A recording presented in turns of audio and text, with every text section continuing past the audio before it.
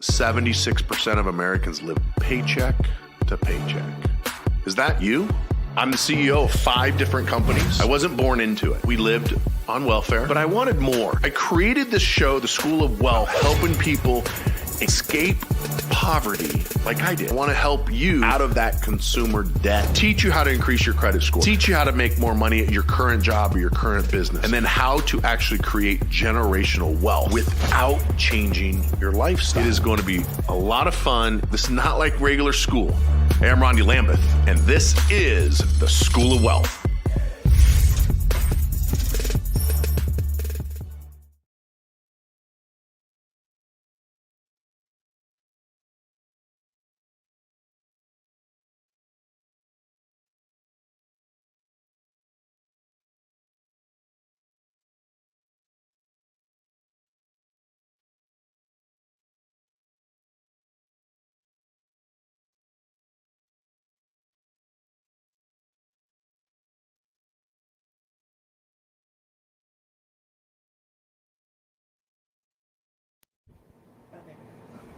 Okay, how about there? You guys just missed the absolute best introduction I've ever done. All right. What I was saying was welcome. We had little technical difficulties because about an hour ago, I went to the grocery store to get dinner, and it was 115 degrees out. And we just lost power a few minutes ago because the AC blew the breakers or whatever. So can you hear me, Chastity, right now? Yeah. Okay. So Christopher, thank you, sir. Your message just come in. There's a little bit of delay. Yeah, so we lost power. So we were resetting the breakers because it is, as of right now, in Boise at 6 p.m.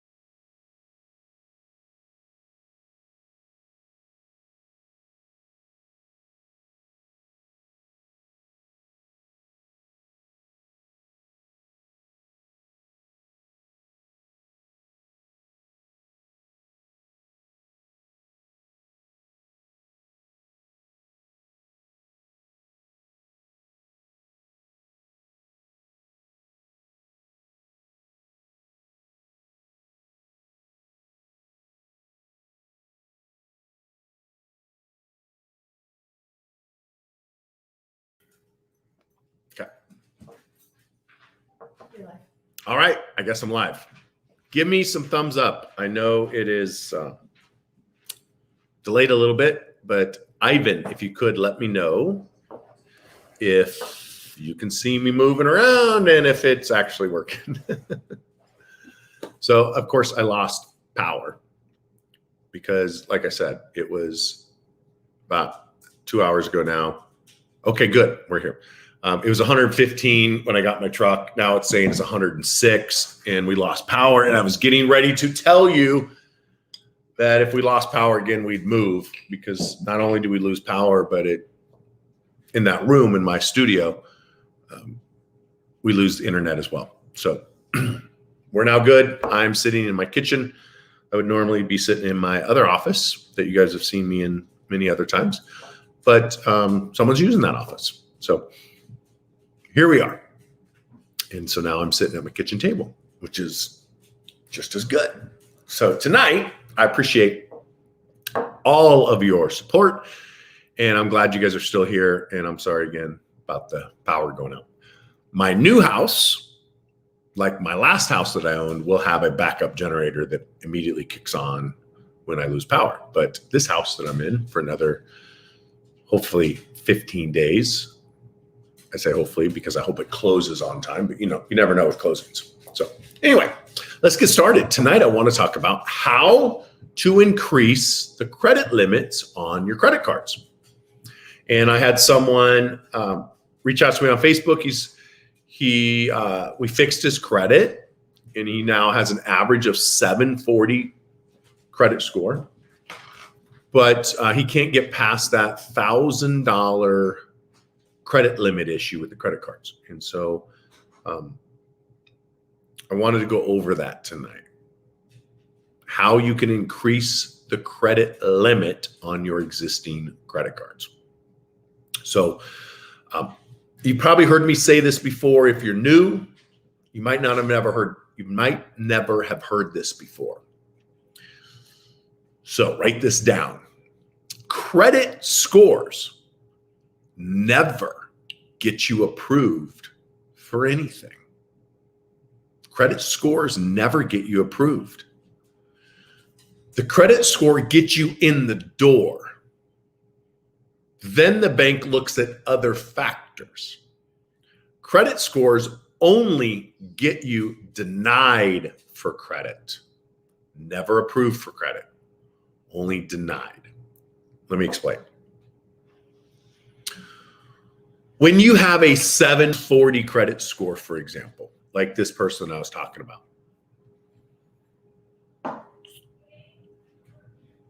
that doesn't get you guaranteed increased credit limit.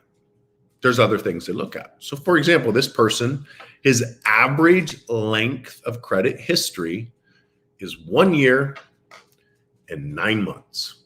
1 year, 9 months is average length of credit history. He also has had 13 inquiries in the last 12 months, or maybe it's 24 months, but it's 13 inquiries, which that automatically can get you denied credit, and it can get you denied an increase in credit limit. So it's not the credit score that gets you approved. The credit score just gets you in the door, and then you got to prove to the bank that you're a good candidate for credit. So for example, if you had an 850 credit score, which it's rare that someone will have an 850 credit score, and it's rare that they will have it for more than a few seconds. But if you had an 850 credit score and you went to the bank and you say, I want a $5 million house,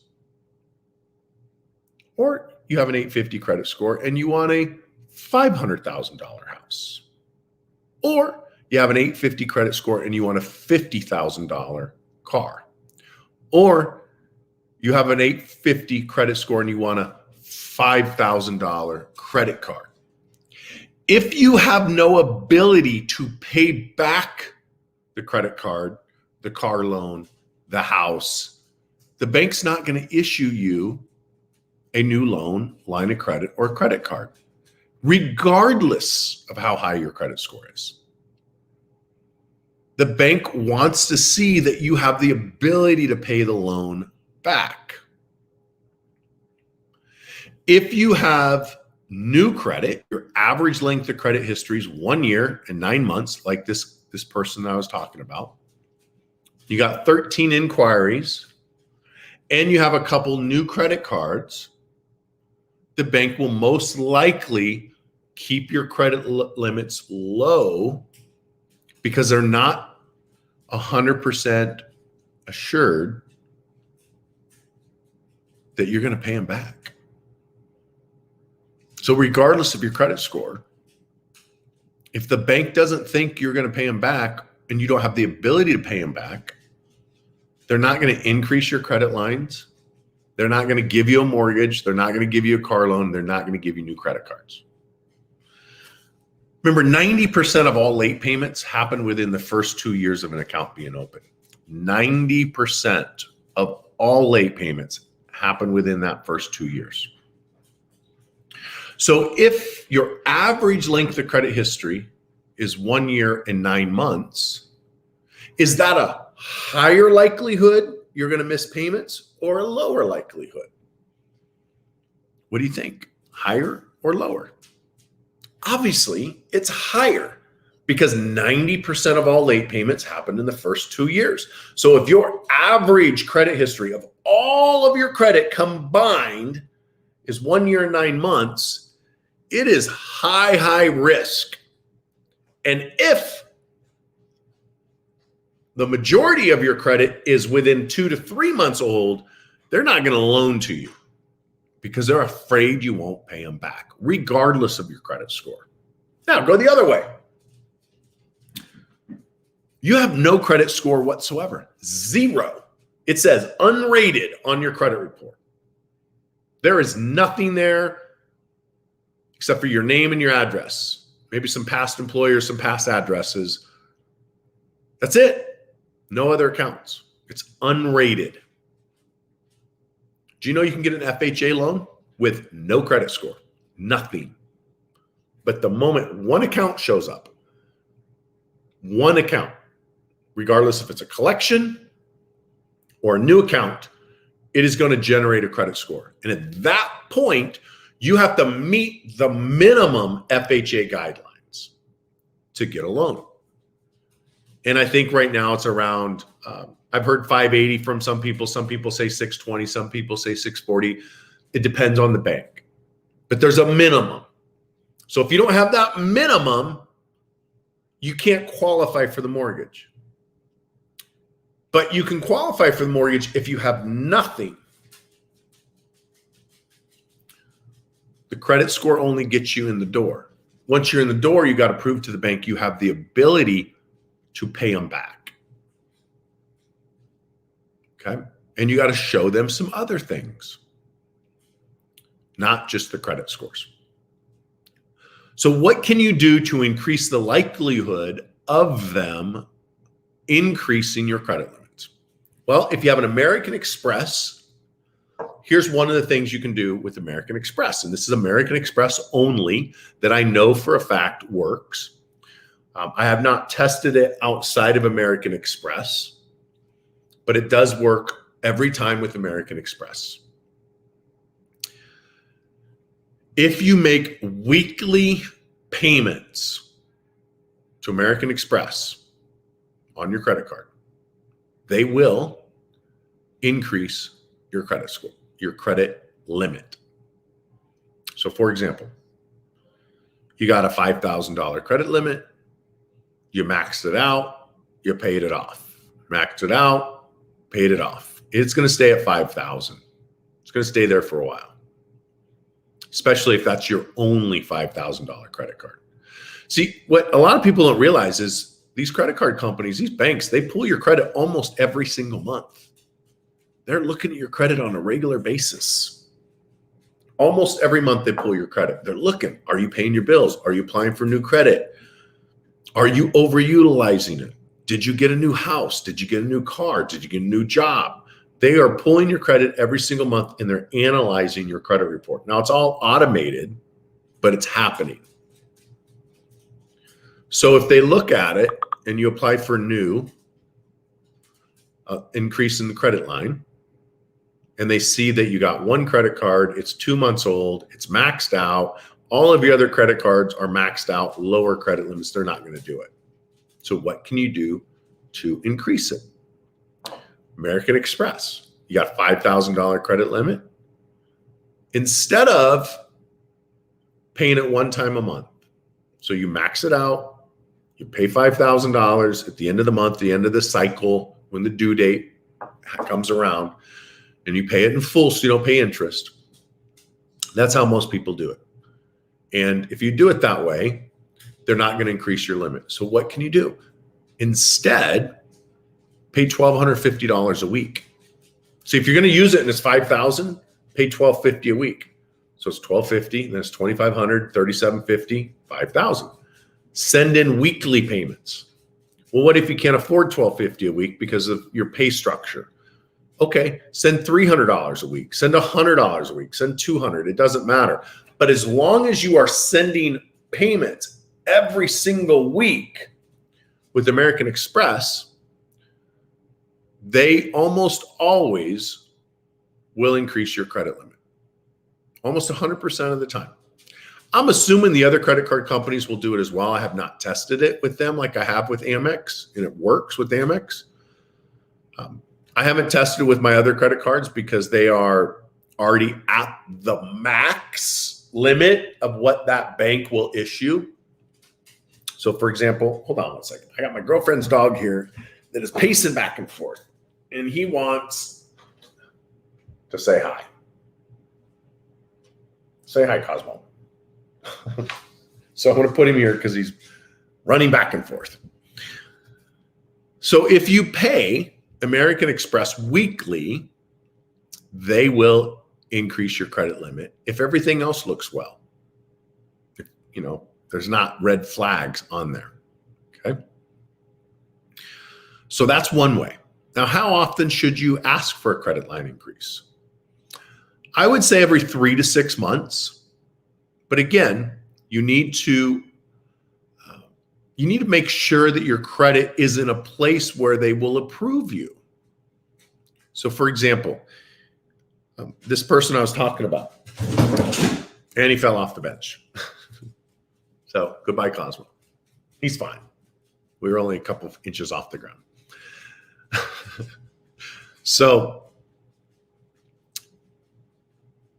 if this case, he's 1 year, 9 months. If 6 months is tomorrow,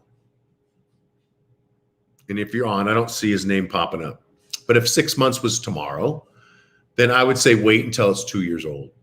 So in that first 2 years, when your average length of credit history is so fresh and it's only 1 year, 9 months, I would wait until it hits 2 years because it's going to change the algorithm. You're going to come out of that high risk scorecard into another scorecard. Your credit score is going to automatically go up because of it.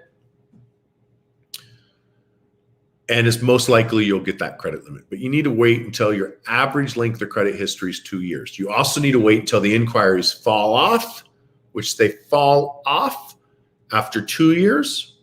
They no longer impact your credit score after 1 year. If you have inquiries on there and you want to get them off faster, it is something that we do through Fortress University, where we can remove the inquiries free of charge for our Fortress University clients. Okay, can't guarantee anything because there is no guarantee in credit, but we can do everything. We can guarantee we'll do everything we can to get those removed. So one, you want to make sure your credit limits, your credit history is at least 2 years, and you want to have your inquiries at 0. Here's the other thing. There are certain banks, for example, with Chase, they have what's called the 524 rule, which states if you've had 5 applications, 5 inquiries in the last 2 years or 24 months, auto decline.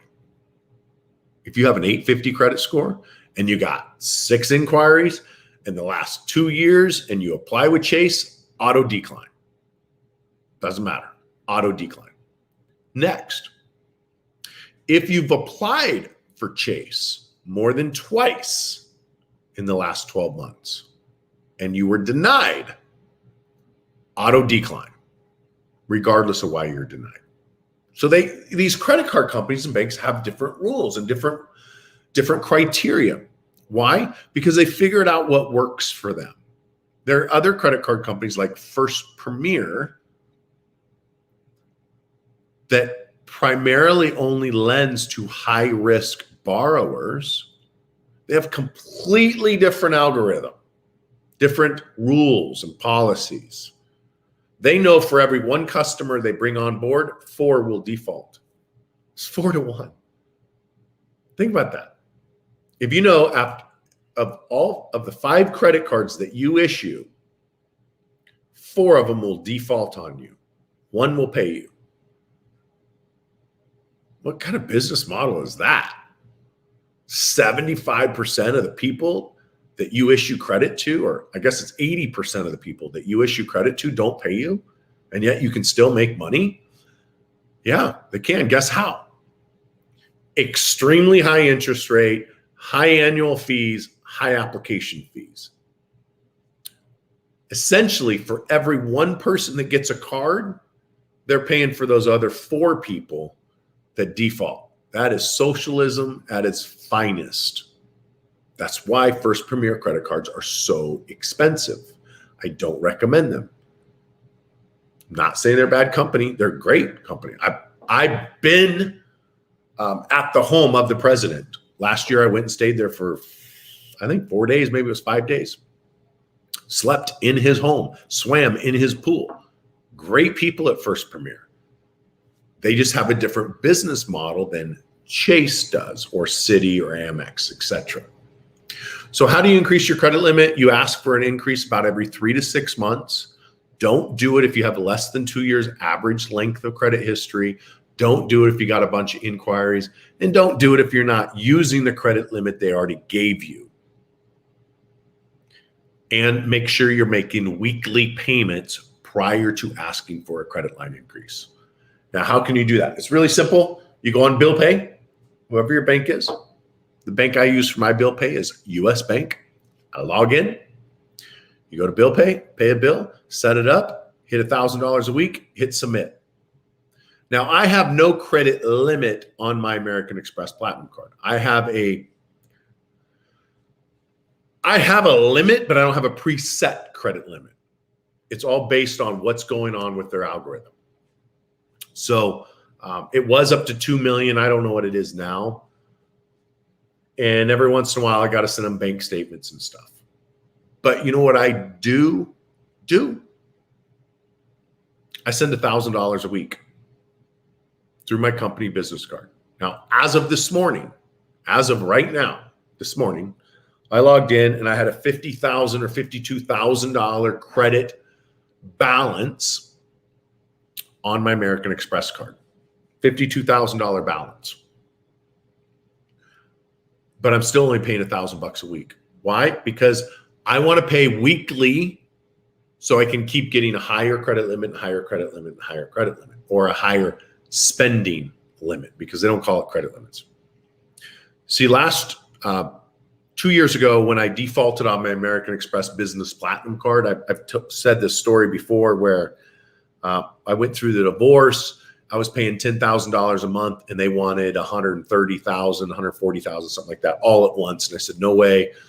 And it just didn't work. So I went like 7 months, didn't make any payments, knowing that they would settle. Sure enough, in March of 2020, or maybe it was April 2020 during COVID, they settled for like 30 grand. So I saved $110,000 in principal plus all the interest and fees. So it's a strategic move on my part. And then I had to wait 30 days, and then I got my American Express Platinum card back. But I have a lot lower limit now than $2 million.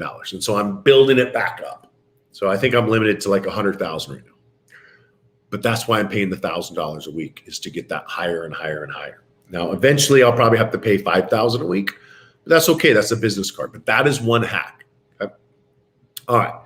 So let's get into Q&A, and then we're going to do 15 to 16 minutes of Q&A, And then I got to get on my next call, which is the business overview to join Fortress. Okay, let's see. Robert from Facebook, let me see if I can put this here. Chastity had to run to her doctor's appointment. So excuse me while I get a drink. I'm double fisting right now, guys. I got a little bit left over here, and that's all I got left for my gallon for the day for 75 hard challenge. All right. Robert says, every time you ask for a credit increase, they add an inquiry. Usually that is true. Not every time, but most banks will do an inquiry. Most banks will do a soft inquiry, which means they're looking at it through their system, not as a hard inquiry. So like if I looked at your credit through my system, if you were a Fortress University client or student, I could look at your credit and that would be a soft inquiry. It does not show up on your credit report under the hard inquiry list. If I referred you to a mortgage company and they pulled your credit, that would show up. So it just depends on the bank. They don't always do hard inquiries. Occasionally they do. And again, that's a great point, Robert. You don't want to just haphazardly call, because the other thing they do is if you called last week and asked for it, you got to wait 6 months. Many times you got to wait 3 to 6 months before you can apply again. So great question. What else we got? I'm going to look through here and see if you guys got any questions. And if not, we'll wrap it up. But I want to answer any questions you guys got. It looks like I unplugged so up in my studio, I have a big wall unit that's plugged in for an AC because it just gets too hot upstairs with the house AC. The house I live in is a 3,000 square foot house, and it's got a little tiny compressor right out this window. It literally set up for a condo, about 1,000 square foot condo. So it does not do a very good job when it gets over 100 here. And it's rare that it gets over 100, so they get away with it.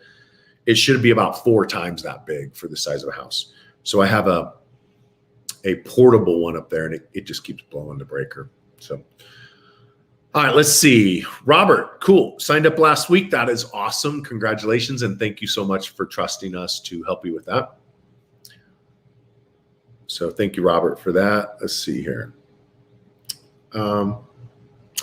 I thought that, Ivan, I thought the Fortress University logins went out today, and maybe not. I'll show you guys. I had a call with Brad Lee. Brad Lee owns Lightspeed. And this was on Friday at 4:54 p.m. I said, Brad, I need more users because we hit our limit.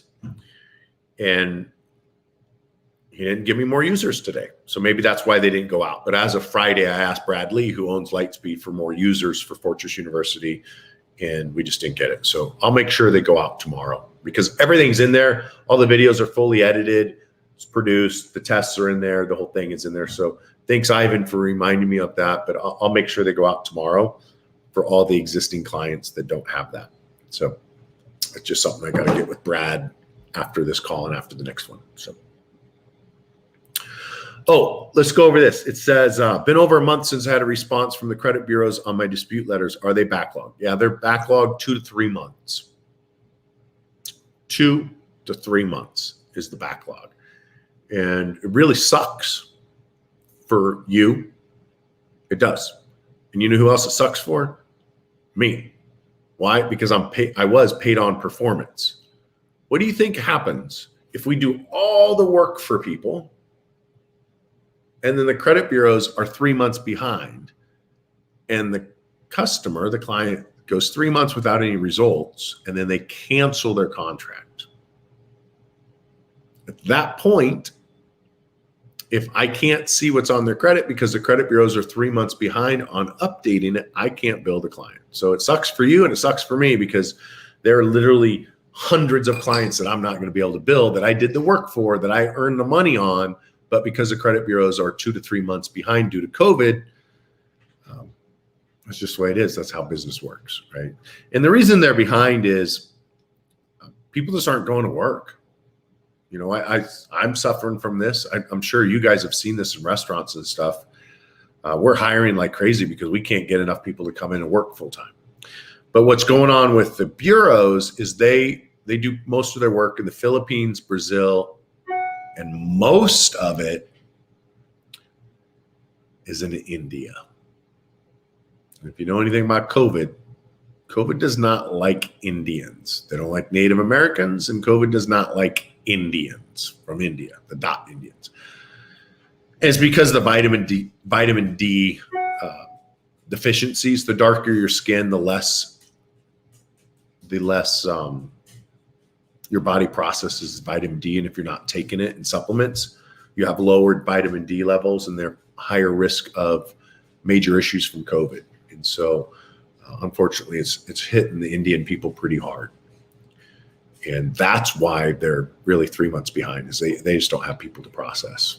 So what do we got to do? We just keep plugging away. So that's what's going on. All right, let's see what this says.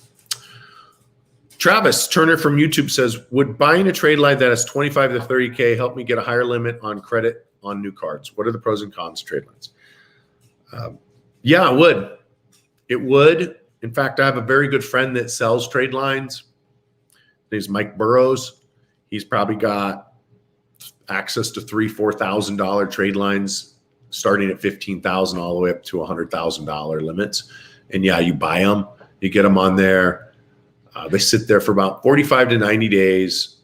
You ask for a higher credit increase. They look at your credit. They give it to you based on those trade lines. The problem with that is they come off after 90 days. They drop off. They're very expensive. And the biggest problem outside of that is FICO 8, 9, and 10. They will be completely ignored. So the new version, the FICO model 10T, is going to completely ignore authorized user accounts, and you won't get any increase from that whatsoever as far as the FICO score.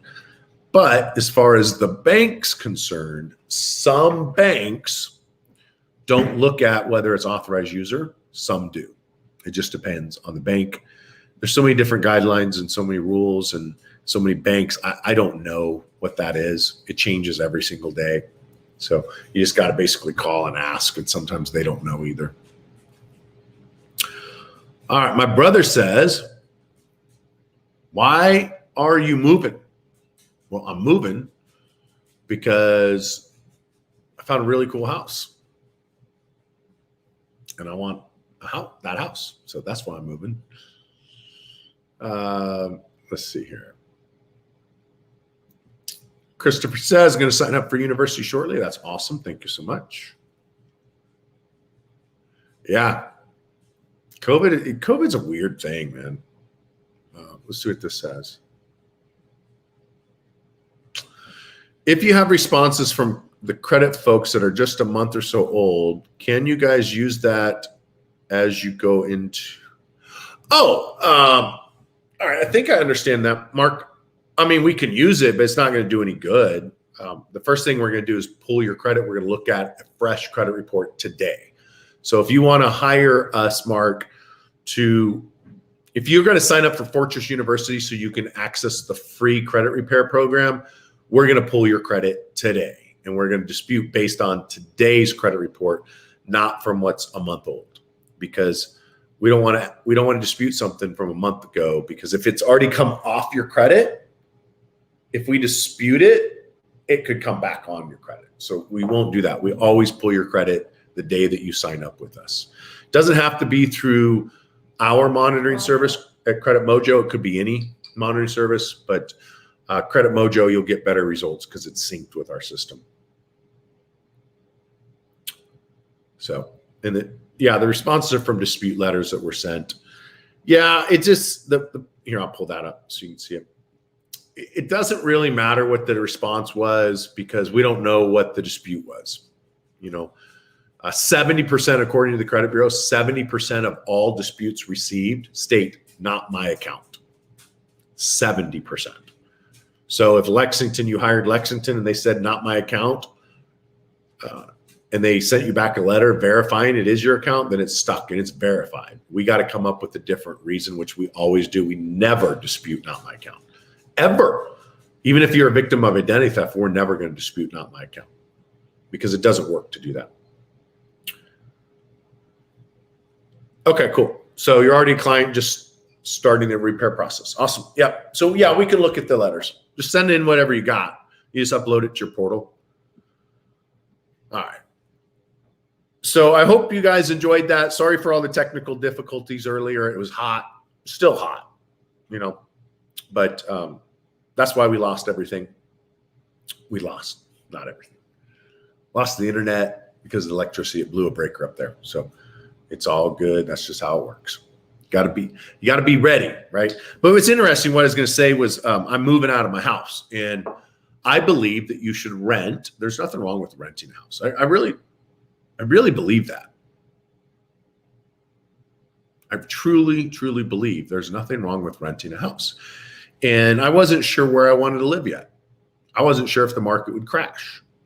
I don't think it's going to crash now. I think it will slow down, but I don't think it's going to crash.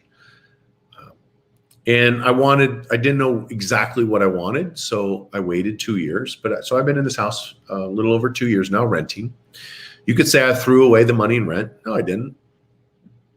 I didn't throw it away because I'd been paying interest anyway, right? If I'd have bought something 2 years ago, I might not have made enough equity to even pay the fees. Maybe I did, but I didn't know the market was going to do 30% return the last 2 years in a row. Who would have thought that, right? So, but you know what I did, and what I think you should do if you rent, is you take the additional payment that you would make if you were buying, and you invest it. And I invested in, I think I'm now in 5 companies. Pretty sure it's 5 companies. And 4 of those companies that I invested in over the last 2 years, 4 of the 5 are going public first quarter 2022. So I got in, got a bunch of shares. They're going public. I'm going to have a big cash out this time next year. Okay. So I didn't lose. I just was a renter. And there's nothing wrong with renting, guys. Nothing wrong with it at all. I used to say that all the time. Same thing Grant Cardone says. Rent where you live. Rent where you live. Own what you rent. Rent where you live. Own the property that other people pay for. If you're not 100% sure that you want to stay in that city, town, neighborhood, don't buy. Rent until you're 100% sure. If your job, you're not sure if I want to stay at that current job, rent. It's okay. Don't be ashamed of renting. There's nothing wrong with it if you got a reason to rent. All right, let me see what this says. And then I got to go because I got to get ready for my next call. I got a call coming up in 19 minutes about joining Fortress. So Fortress is hiring. Fortress is going to bring on another 500 people before the end of the year. 500 people. We are on a mission to help 1 million people become financially independent in the next 20 years. How are we going to do that? By bringing people like you on as partners with us and then sharing the good news, financial independence. So at 18 minutes from now, I'll be on another Zoom going over the business opportunity by joining Fortress. If you guys want to get on that, I'll put it here. This is the registration link. I just texted it in there, guys. FortressCreditPro.com/join Fortress. That will get you on the call that's coming up in 18 minutes about how you can join Fortress and how it works. Okay. All right. Travis Turner says, would a secured loan help me get future loans and build credit from someone who has no loans? How much and how long? Yes, yes, yes, and yes, and yes. I talk about this all the time. Talk about it all the time with this. If you have a car, Travis, I'm assuming you have a car that you own. It has no loan on it. I recommend that you go into your local regional bank or credit union and you say, I'm trying to build my credit. I want to know if you'll give me a title loan. I own this vehicle free and clear. Here's the title to my truck that's worth $10,000. Will you loan me $5,000? And I would like to pay that back over the next 5 years. So to answer your question, will it work? Yes. You go into your local credit union or bank, you give them the title to your vehicle, they give you a loan for half the value, you finance it for a minimum of 4 years, preferably 5 or more. Minimum of 4, preferably 5. Interest rate doesn't matter. I don't care if they charge you 1,000% interest. Interest rate does not matter. They're most likely going to charge you 10 to 20% interest on the secured loan. Okay? It doesn't matter. Here's why. Let's say that your truck's worth $10,000. You go in and you give them the loan or the title, and they give you a $5,000 loan. And now your payment's $150 a month for the next 5 years. And the interest rate's 30%, which is outrageous. The first monthly payment, you are going to pay that loan down to like $100. So you go in with your title in hand and you give them the title of your truck that's worth 10 grand. They give you $5,000 in cash. You put $5,000 in cash into your bank account. Your payments now are $200 a month for the next 5 years at 30% interest. The following month, you're going to take from your checking account $4,900. Remember, you borrowed $5,000 on your $10,000 truck. $4,900. And you're going to apply a payment to that $5,000 loan of $4,900, which means you have $100 left. Which means at 30% interest, it's going to be less than $30 in interest for year one, less than about $15 for year two, and it gets lower and lower because remember, you're making payments. You're paying $2, $3 a month all the way through for 60 months. This will work every single time. It works beautifully. So it shows up an installment loan. So not only does it give you a loan if you have little to no credit, but when you make that big payment the following month, even though you've only made one payment on that loan, it will get reported that you've made 59 payments. FICO will think you've made 59 payments on a loan that's been open for 1 month. And you have now a balance showing of only $100. So it really messes. It doesn't mess. That's not the right word. It really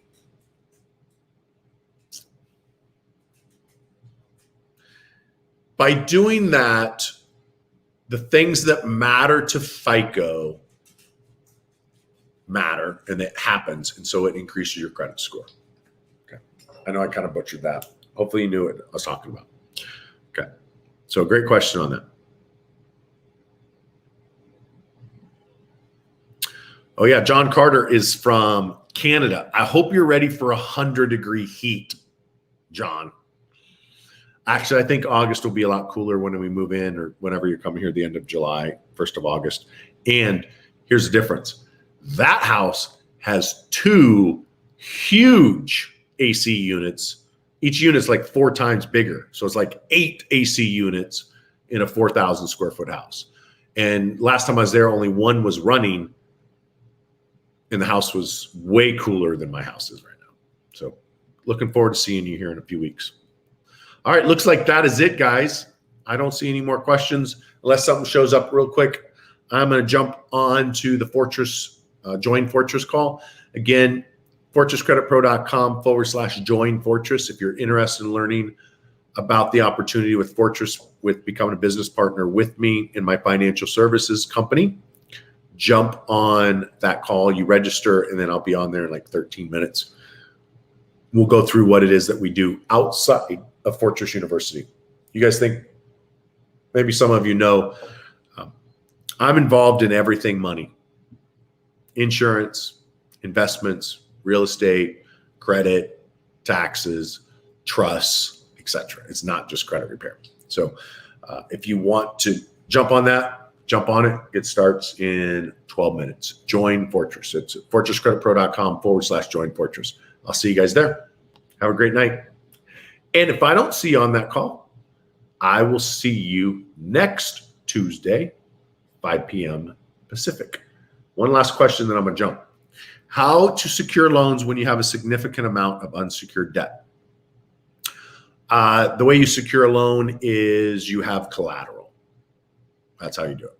And I don't have time to get into that question. I think I know what you're saying, but because I only got a few minutes for my potty break, a little bit of food, and then I got to jump on this next call. So I will, if you jump on next week, I would happily answer that question. How to secure loans when you have a significant amount of unsecured debt. Real quick, increase your credit score, decrease your debt, have collateral. That's real quick, but I'd have to get more information. All right. Appreciate you guys. See you later.